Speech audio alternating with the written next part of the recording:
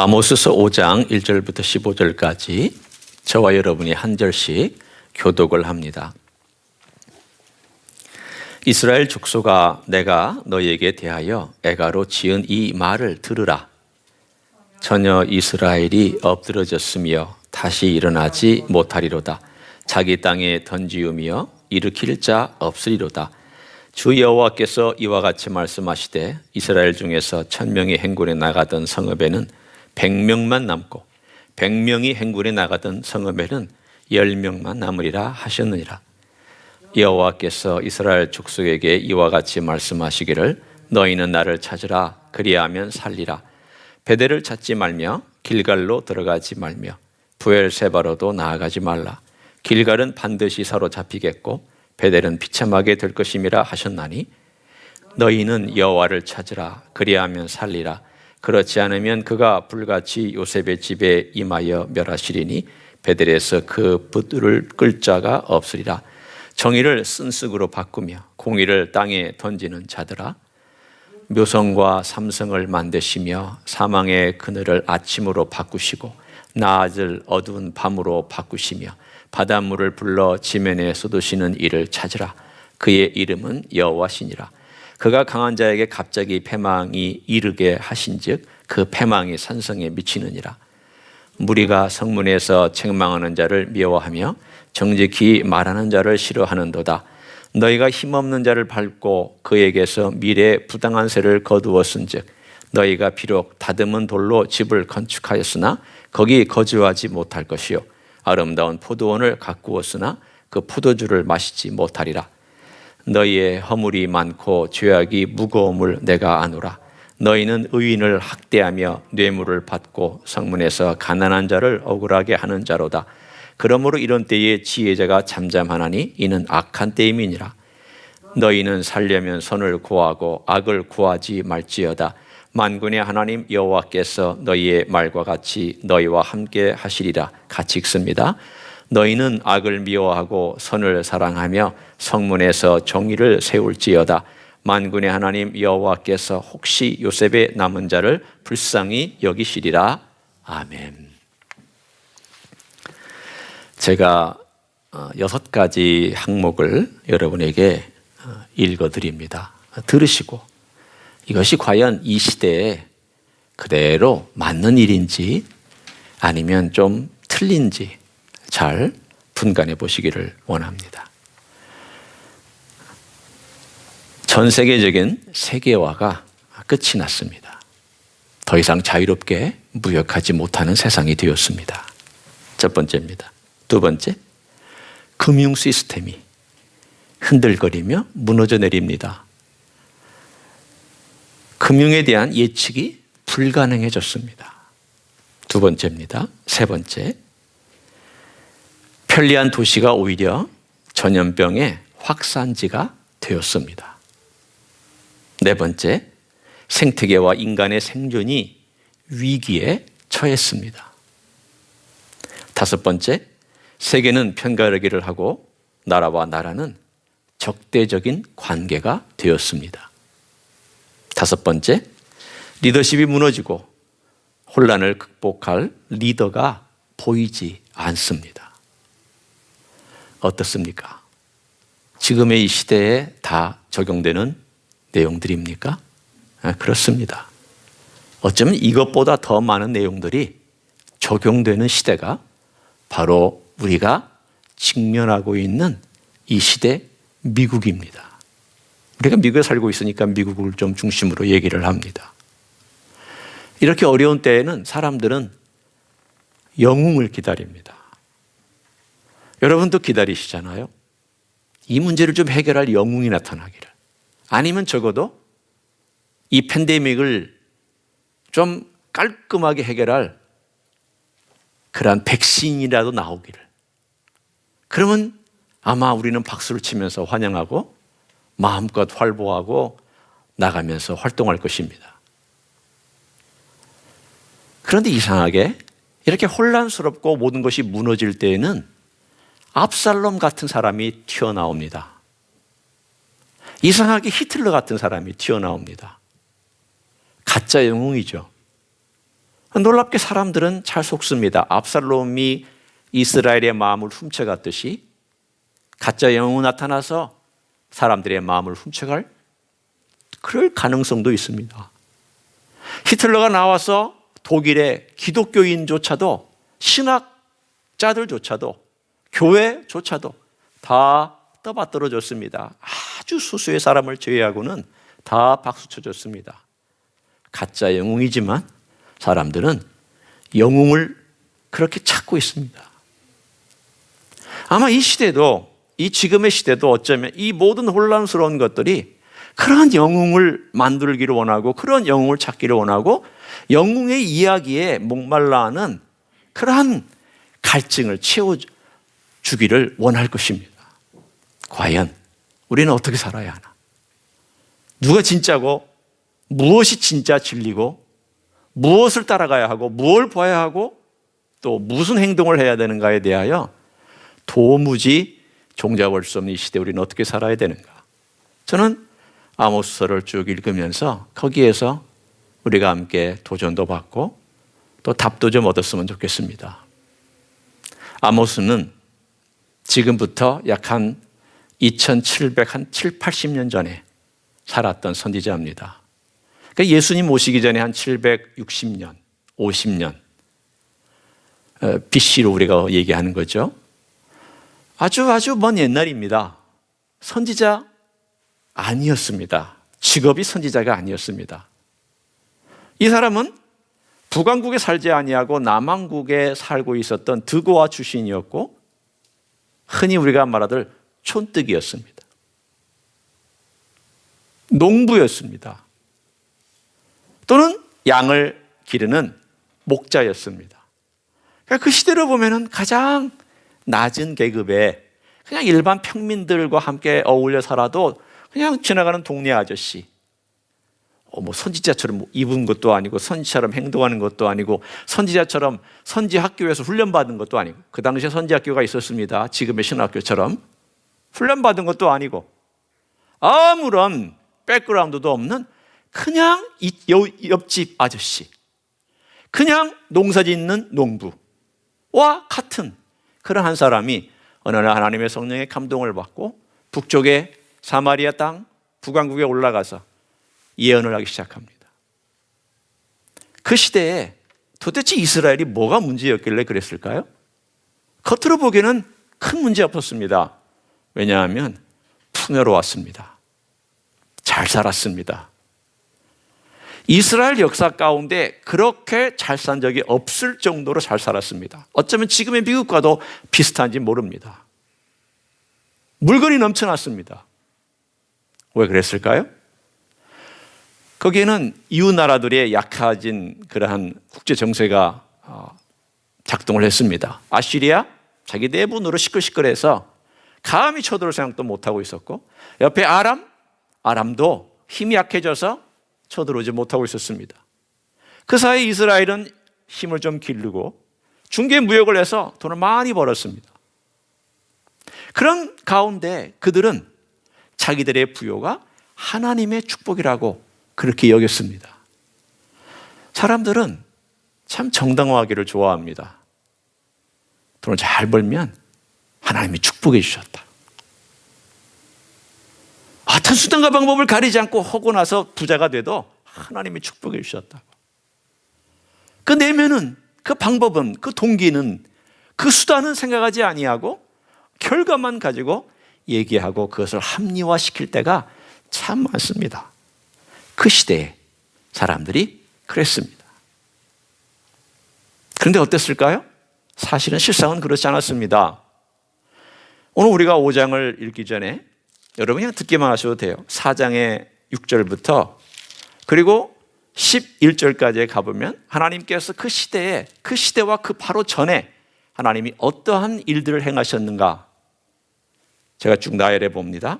하나님께서 양식을 없앴습니다. 가뭄, 기근을 주셨던 거죠. 그래서 어디에는 비가 왔지만 비가 오지 않은 지역이 많았습니다. 곡식에 재앙을 주셔서 그 곡식에 깐부기의 재앙이 와서 곡식들이 타 들어가고 시커멓게 됐습니다. 또 하나님이 전염병을 보냈습니다. 우리하고 좀 비슷하죠? 하나님께서 전쟁, 그 주변의 나라들, 조그만한 나라들의 칼로 쳐서 청년들을 살해하는 일들이 생겼습니다. 큰 전쟁은 아니지만 여전히 조그만한 전쟁들이 일어났습니다. 뿐만 아닙니다. 성읍들을 무너뜨렸습니다. 이것은 아마도 지진을 얘기하는 것일 겁니다. 어쩌면 우리하고도 좀 비슷한 그런 재앙들이 일어났습니다. 그러면 재앙들이 일어나면 제일 힘들고 고통스러워하는 사람들은 누굴까요? 돈 많은 부자들 아닙니다. 혹은 여유 있는 사람들 아닙니다. 제일 힘들어하는 사람은 가장 낮은 계층에 있는 사람들이 제일 힘들어합니다. 그리고 그 계층에 있는 사람들이 힘들어하는 것을 틈타서 예를 들어 이렇게 더 부자는 부자가 되는 거예요. 그 시대를 제가 얘기하는 겁니다. 가뭄이 들고 기근이 들어서 생산할 수가 없습니다. 그러면 어떻게 해야 돼요? 자기가 먹고 살려면 이 땅을 팔아야 돼요. 혹은 자기 몸을 팔아야 돼요. 종으로. 그래서 돈 많은 사람들에 가서 겨우 거기서 소작인이 되어서 농사를 지으면서 겨우 풀칠하고 먹고 삽니다. 자기 자식 팝니다. 겨우 먹고 삽니다. 결국 이런 상황이 오래 지속되다 보면은 부한 사람은 땅을 더 늘려가고 부한 사람은 돈을 더 축적해가고 가난한 사람은 점점 가난해지고 어려워져가는 그 시대가 바로 여로보암 2세가 다스리던 그리고 아모스 선지자가 활동하던 그 시대였습니다. 겉으로 보기에는 말짱했고 겉으로 보기에는 하나님의 축복 같았지만 한번 그 내면을 들여다보면 그 내면 속에는 신음하는 약한 자들, 고통당하는 약한 자들, 신발 한 켤레 때문에 팔려가는 자들, 겉옷이 없어서 밤에 추워서 제대로 잠을 못 자는 자들, 이런 사람들이 거리를 맴도는 그러한 나라가 되어버리고 말았습니다. 왜 하나님께서 기근과 가뭄과 또는 이런 뜸부기의 재앙과 이런 어려운 지진과 전쟁과 이런 것들을 보내셨을까? 왜 보내셨을까요? 거기에는 하나님의 목적이 있었습니다. 오늘 우리가 함께 갑니다. 3장 6절 한번 보십시오. 그 원인을 하나님이 말씀해 주시는 내용이에요. 그러니까 3장 6절에 가보면 이렇게 아모스가 얘기를 해요. 성읍에서 나팔이 울리는데 백성이 어찌 두려워하지 아니하겠으며 여호와 행하심이 없는데 재앙이 어찌 성읍에 임하겠느냐. 무슨 뜻일까요? 원인이 있어야 결과가 있는 건 아니겠느냐, 그 뜻이죠. 그러면 결과는 재앙입니다. 그럼 원인은 무엇일까요? 원인은 하나님이 그 원인 제공자가 되신 거예요. 하나님이 죄를 가져오셨다는 뜻이 아니에요. 분명히 잘못한 것에 대하여 하나님께서 그 원인자가 되셔서 재앙을 가져오셨다는 거예요. 우리는 이렇게 생각하시면 됩니다. 하나님께서 재앙을 직접 가져와서 치시든 하나님께서 악한 세력이 재앙을 가져와서 허락을 하셨든 재앙에는 하나님의 뜻이 있습니다. 하나님의 뜻이 없는 재앙은 없습니다. 결국 여기에서도 하나님께서 여호와의 행하심으로 말미암아 이런 재앙들이 일어나고 있다. 그러면 이런 재앙들을 허락하셨을 때는 하나님이 뭘 원하셨을까요? 이 나쁜 놈들 벌 좀 받아라. 그게 하나님의 뜻일까요? 아니죠. 하나님의 뜻이 어디 있을까요? 또 한 번 거슬러 올라갑니다. 3장 2절을 보십시오. 내가 땅의 모든 족속 가운데 너희만을 알았나니. 여러분, 이 말을 듣는 순간 여러분은 어떤 느낌이 오십니까? 하나님께서 이 많은 가운데 이스라엘 백성만을 사랑했고 이스라엘 백성만을 신경 써줬고 이스라엘 백성에 초점을 맞추고 지극한 사랑과 관심을 기울였구나. 그런데 어떻게 했다는 거예요? 잘 먹고 잘 살고 여유 있고 괜찮아지니까 다 말은 하나님께서 축복해 주셨다고 얘기하지만 다 자기 수단과 방법과 자기 하고 싶은 대로 살았던 이스라엘 민족에 대하여 하나님이 너무 가슴 아픈 이야기예요. 내가 너무 너희를 사랑했는데, 내가 너무 너희를 사랑했는데. 그 두 사람 남녀 사이에 그런 얘기들 오가잖아요. 한 사람이 예를 들어서 데이트하다가 배반하고 가면은 속상한 사람이, 버림받은 사람이 막 속에서 열불이 나면서 내가 너무나 사랑했는데 네가 어떻게 나를 이렇게 대할 수 있느냐, 이런 표현 하잖아요. 우리가 그냥 일반적으로도 그런 표현을 쓰는데 하나님께서 우리들이 쓰는 표현을 쓰신 거예요. 이해하라고, 내 마음을 좀 알아달라고, 내가 얼마나 신경을 썼는지를 아느냐고. 너희만을 사랑했는데 너희들이 나를 어떻게 이렇게 헌신짝처럼 버릴 수가 있느냐. 하나님을 헌신짝처럼 버렸습니다. 그러자 오늘 본문에 있는 이런 재앙이 임하고 있다는 것을 말씀합니다. 여러분, 우리가 오늘 미국 땅의 이야기로 돌아와서 한번 생각해 봅니다. 재앙이 있습니다. 세계 전체에 이 팬데믹이 일어나서 이 팬데믹 때문에 사람들이 힘들어하고 어려워하지만 어떻게 생각하면 미국 땅이 참 그 중에 제일 어려워하는 땅 중에 하나입니다. 가만히 생각해 봤습니다. 왜 하필 미국 땅이 이렇게 힘들까? 여러 가지 우생학적인 이것도 들고 마스크를 쓰느냐 안 쓰느냐, 문화적인 차이니 사람들마다 다 다르게 설명하지만 제가 생각한 그것 플러스 하나님께서 너무 안정되고 평화롭고 물질의 가장 최첨단을 걷는 이 사회에 하나님께서 도전을 던져주신 것이다. 너 뭐가 안전한지 생각해 봤느냐? 너의 물질이 너의 안전을 보장하더냐? 최첨단의 과학이 너의 안전을 보장하더냐? 너희가 뭘 믿고 살았느냐? 오늘 본문에 그 얘기가 암시 나오잖아요. 네가 가꿨지만 먹을 수 있겠느냐? 네가 지었지만 거기에 살 수 있겠느냐? 안전한 게 없다라는 것을 하나님께서 분명히 보여주시면서 너의 안전이 진짜 안전이 아닌 것을 하나님이 명확하게 말씀해 주신 사건입니다. 뿐만 아니라 흑인 한 명이 경찰에 의해서 모이 졸려서 고통당하다 죽은 이 사건 때문에 폭력이 일어나고 이것 때문에 데모가 일어나서 우리는 1년에 어려움을 겪었습니다. 왜 일이 일어났을까? 그것은 수백 년 된 이 땅의 인종차별이 아직도 사라지지 않았기 때문입니다. 여기 미국이 처음 세워지기 전부터, 그리고 미국이 세워지는 그 순간부터 약 한 400년에 걸쳐서 미국은 인종차별이 있었습니다.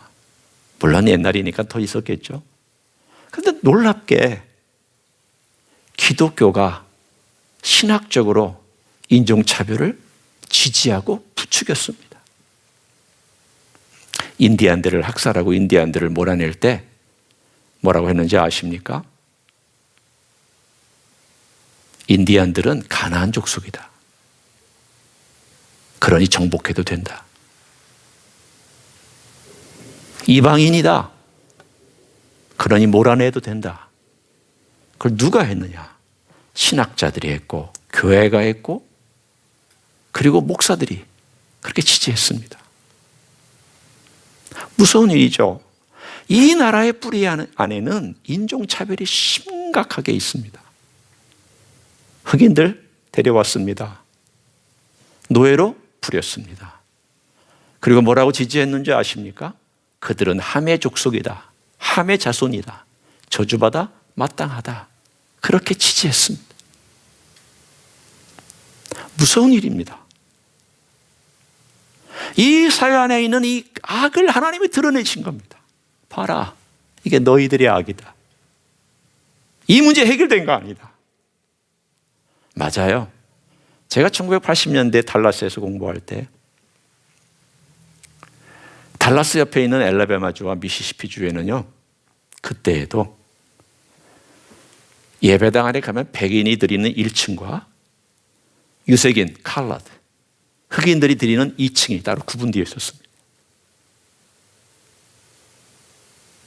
제가 공부할 때입니다.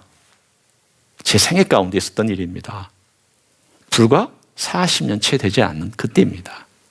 여전히 차별이 우리 세대에도 눈에 보이게 존재하고 있었습니다. 이것이 미국입니다. 여러분, 우리는 이 사회를 보면서 이 사회가 얼마나 악한 가운데 있는지를 우리가 볼 필요가 있습니다. 하나님은 이러한 일련의 휘젓는 사건들, 팬데믹이나 또는 이러한 데모나 이런 여러 가지 어려운 상황을 통해서 이 휘저어 놓으면서 너 여기에서 안전하고 그대로 있느냐? 너 이 괜찮다고 생각하느냐? 네 삶이 정말 이제는 평안하다고 생각하느냐? 아, 이 정도면 먹고 살만하냐? 저는 이 정도면 괜찮다고 생각하느냐? 아니다. 내가 왜 이렇게 이런 일들을 허락하고 이런 일들을 가져왔느냐? 오늘 보십시오. 그 하나님의 목적이 어떻게 드러나 있는지를 저는 본문의 말씀을 통해서 명확하게 말씀드리고 싶습니다.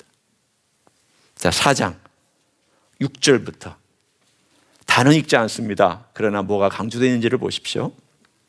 또 내가 너희 모든 성읍에서 너희의 이를 깨끗하게 하며, 이를 깨끗하게 한다는 말은 무슨 뜻이냐면요, 음식을 안 준다는 뜻입니다. 그 음식을 안 먹으니까 이에 낀 게 없어서 깨끗하다, 그 뜻이에요.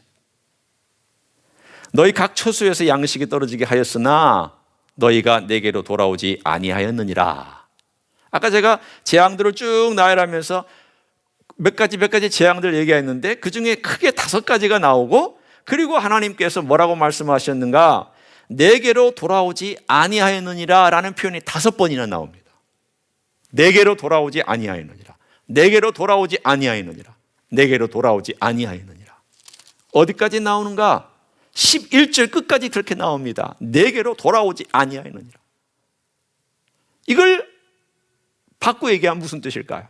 하나님께서 계속해서 끊임없이 돌아오게 하기 위하여 이런 재난 보냈다가, 이런 어려움 보냈다가 돌아올까 기대하고 계셨어요. 이것 보내서 안 되니까 그 다음 보냈어요. 돌아올까 기대하셨어요. 안 돌아왔어요. 또 3차로 보냈더니 돌아올까 기대했는데 안 돌아왔어요. 4번째, 5번째 계속해서 보내도 안 돌아왔어요. 왜 안 돌아왔을까요? 자기가 뭘 잘못했는지를 몰랐으니까. 여러분, 우리가 잘못한지를 모르면 돌아가지 않습니다. 내가 뭘 잘못했는데 이 정도 하면 됐지. 이게 참 어려워요. 인종차별의 문제도 이 미국에 수백 년 됐지만 여러분, 낱말하지 할 필요 없습니다. 대한민국 사람들 인종차별 굉장히 심합니다. 한국에서 목회할 때 한국 사람들, 일반적으로 얘기하는 한국 사람들입니다. 동남아시아에서 온 외국 노동자들 무시 얼마나 했는지 모릅니다. 얼마나 깔보고, 얼마나 함부로 대하고, 말 함부로 하고, 욕하고, 돈 떼어먹고, 이용하고. 대한민국이 세계 민족의 우뜸 민족이라고요? 아니에요. 제가 볼 때는요, 흑인을 차별하는 미국 사람과 더하면 더하지 덜하지 않습니다. 우리 안에는 뼛속 깊숙한 열등의식 때문이 그런지 몰라도 그러한 차별이 있습니다. 하나님 아버지 앞에 우리 자신을 보면서 오늘 하나님이 이러한 일들의 일련의 사건들을 쭉 일으키실 때 우리가 어떻게 해야 될까요? 하나님 아버지 앞에 깨닫고, 내가 우리 민족이 혹은 미국이 하나님 아버지 앞에 돌아오라고 깨우치라고 주시는 하나님의 재앙이구나. 거기서부터 돌아가는 일이 시작됩니다. 깨우치는 데서부터 시작됩니다. 우리 기도가 거기서부터 출발해야 됩니다. 우리가 미국을 위해서 기도해야 될 때, 여러분 자손들이 미국에 살아야 되잖아요. 여러분도 남은 생에 미국에 사셔야 되잖아요. 어떻게 할까요? 하나님의 마음을 가지고 미국을 위해서 기도할 필요가 있어요. 어떻게 기도할까요? 하나님 아버지, 이 미국의 인종차별과 혹은 없는 자를 차별하는 것과 가난한 자를 무시하는 것과 그런 것이 제 마음에 있거든. 저를 용서해 주십시오. 그리고 이 사회 전체가 차별하지 않는, 그래도 하나님의 공의가 설 수 있는 그런 나라가 되게 해 주십시오. 우리의 기도 가운데 먼저 그 기도가 들어가야 될 줄로 믿습니다. 문제의식 없이 살지 마시고 이 어려운 때에 하나님께서 한꺼번에 문제를 막 들춰내실 때 그런 생각이 들어요. 어쩌면 지금이 돌이킬 수 있는 마지막 기회가 아닐까. 마지막 기회가 아닐까. 여러분, 우리가 하나님께 돌아가기 위하여 해야 될 일이 있습니다. 그게 12절에 나와 있는 내용입니다. 4장 12절이에요. 하나님께 돌아가는 내용의 12절에 그러므로 이스라엘아 내가 이와 같이 내게 행하리라. 내가 이것을 네게 행하리니 이스라엘아 네 하나님 만나기를 준비하라. 두 가지 가능성을 놓으신 거예요. 이건 언뜻 보면 하나님 만나기를 준비하라 그러면 좋은 의미 같지만 일단은 심판받을 준비 각오해라 그 뜻이에요. 또 돌이키지 아니하면 심판이 임한다. 그러나 돌이키면 이 심판 가운데도 구원과 긍휼이 있다. 돌이키는 게 뭐예요? 회개하는 거예요. 내 잘못과 우리의 잘못을 알고 하나님께 돌이키는 거예요. 아, 내가 편견이 있었구나. 내가 이스라엘 사람들처럼 물질을 중심으로 거기에만 몰려 있었구나. 우리 가족만 생각했구나. 내가 너무 안일한 가운데 살았구나. 그걸 깨우치고 돌이키는 것. 거기서부터 하나님을 만날 준비를 하는 거예요.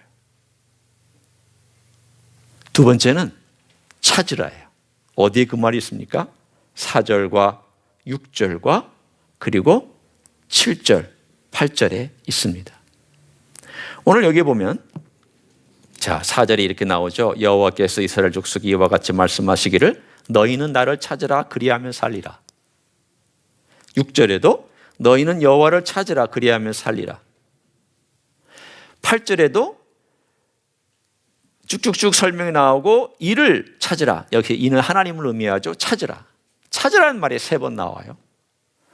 그런데 앞에 찾으라 그리하면 살리라 라고 하는 것은 원인과 결과처럼 되어 있지만 사실은 명확하게 말하면 명령이 2개예요. 찾으라, 살아라. 이렇게 되어 있어요. 왜 명령을 2번이나 이렇게 쓰고 있을까요? 이런 느낌을 여러분 느껴보세요. 누군가에게 너 찾으라, 살아라. 그렇게 할 때는 급박한 느낌을 전달하기 위해서요.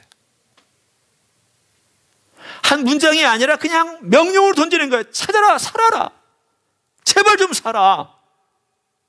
누군가가 죽음을 향하여 달려가고 있을 때 어라게 가지마. 살아야지. 살아. 이렇게 얘기하잖아요. 언제 문장을 만들어서 얘기를 해요? 여러분, 급박할 때 여러분이 문장 나와요? 안 나와요? 마음이 급할 때 여러분이 서술어, 동사, 주어 뭐 다 찾고 형용사 다 찾고 얘기를 해요? 그렇게 안 돼요. 제발 가지마 이렇게 얘기를 하지. 가지마. 안 돼. 살아야지. 살아. 이렇게 얘기할 거 아니에요. 하나님의 그 급박한 심령이 여기 드러나 있어요. 너 이대로 살면 안 되잖아. 살아야지. 나를 찾아야지. 살아야지. 찾는다는 게 뭔데요? 여러분 생각해 보세요. 찾는다는 것은 오늘 본문에 베델로 가지 말고 길갈로도 가지 말고 길갈 찾지 말고 베델 찾지 말라는 뜻이에요. 베델과 길갈은 가짜 하나님을 얘기하고 있습니다. 진짜 하나님을 찾으라는 거예요. 진짜 야훼를 찾으라는 거예요. 많은 그리스도인들이 가짜 하나님 모시고 삽니다. 어떤 하나님? 내가 만든 하나님을 모시고 삽니다. 많은 그리스도인들이 자기 삶은 바꾸지 아니하고 항상 좋은 하나님을 모시고 삽니다. 진짜 하나님 아니에요. 하나님은 좋은 하나님이시기도 하지만 하나님은 무서운 하나님이시기도 해요. 근데 이 무서움은 다 빼요. 두려움은 다 빼고 좋은 하나님은 항상 생각하고 살아. 이건 가짜예요. 이스라엘 사람들이 살았던 모습이 그거였거든요. 다 좋은 거, 풍요로운 거, 멋진 거, 누릴 수 있는 거, 먹는 거, 입는 거, 그냥 모든 관심이 거기다 있었어요. 그리고는 내 옆에 가난한 사람이 가난하면 저주받아서 그래. 만약에 누군가가 고통스러워하면 제가 노력을 안 했지. 미국 사회에서 캔도 열심히 살면 살 수 있는 거 아니야. 쟤는 저래서 저주받아 사는 거야.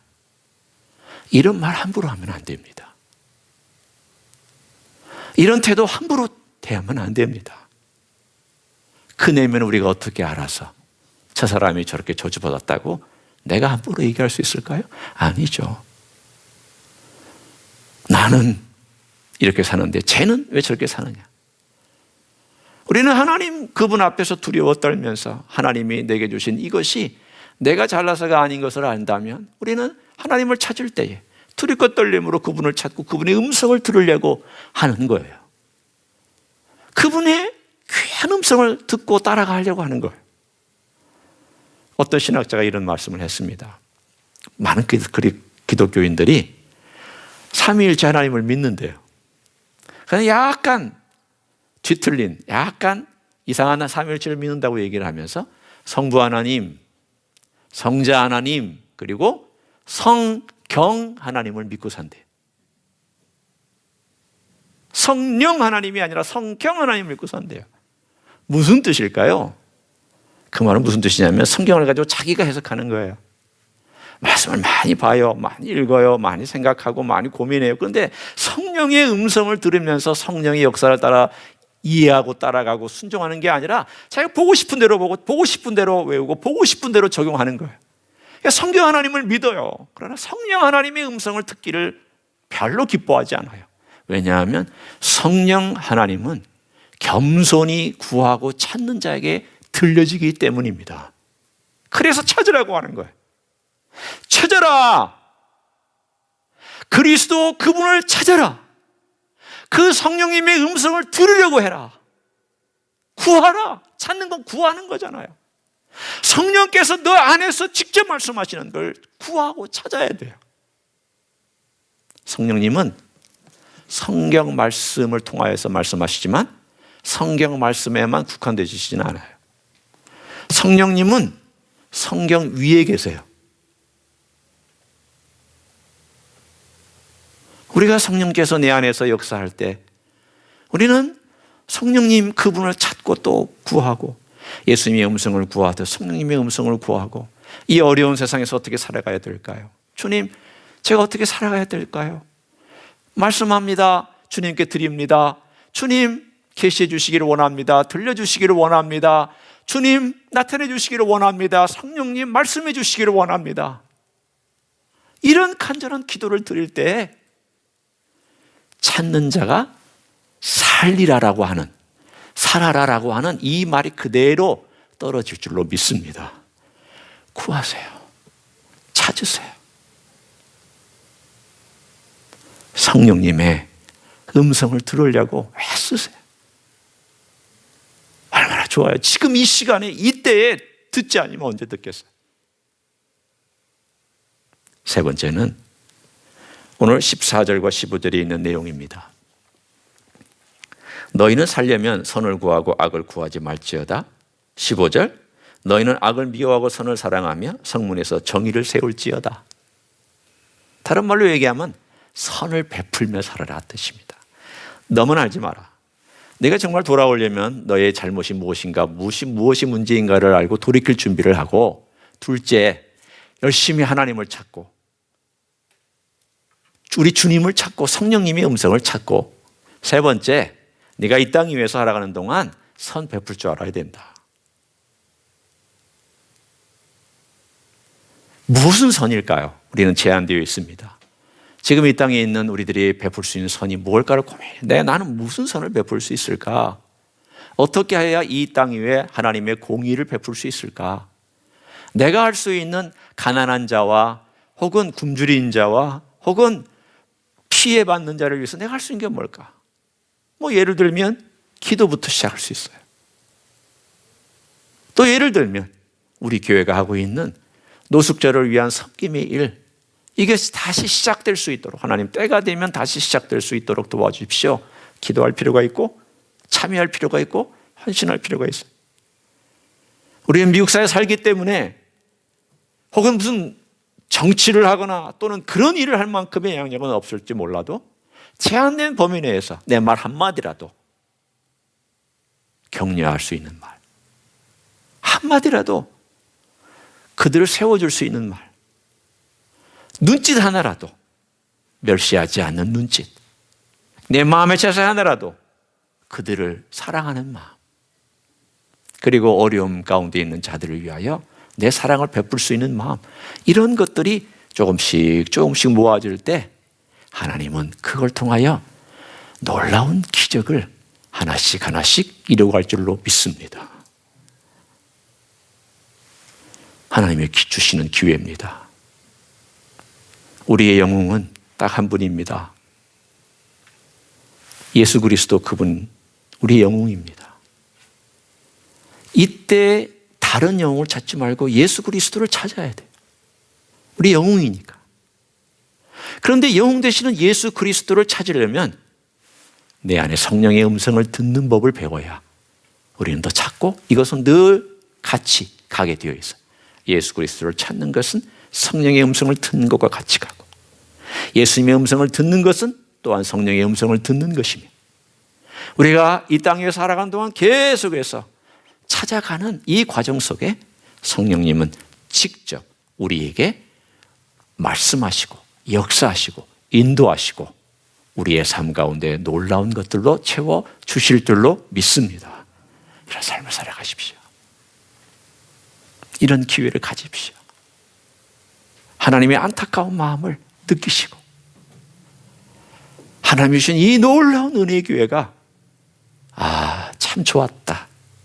나중에 천국 가서 그때가 있어서 내가 너무 행복했다. 돌이킬 수 있어서 행복하고 주님을 찾을 수 있어서 행복했고 내가 할 수 있는 선을 베풀 수 있어서 행복했다. 그렇게 여러분의 놀라운 간증이 천국에서 주님 앞에서 발표되는 날이 오기를 예수님의 이름으로 간절히 축원합니다. 기도하겠습니다.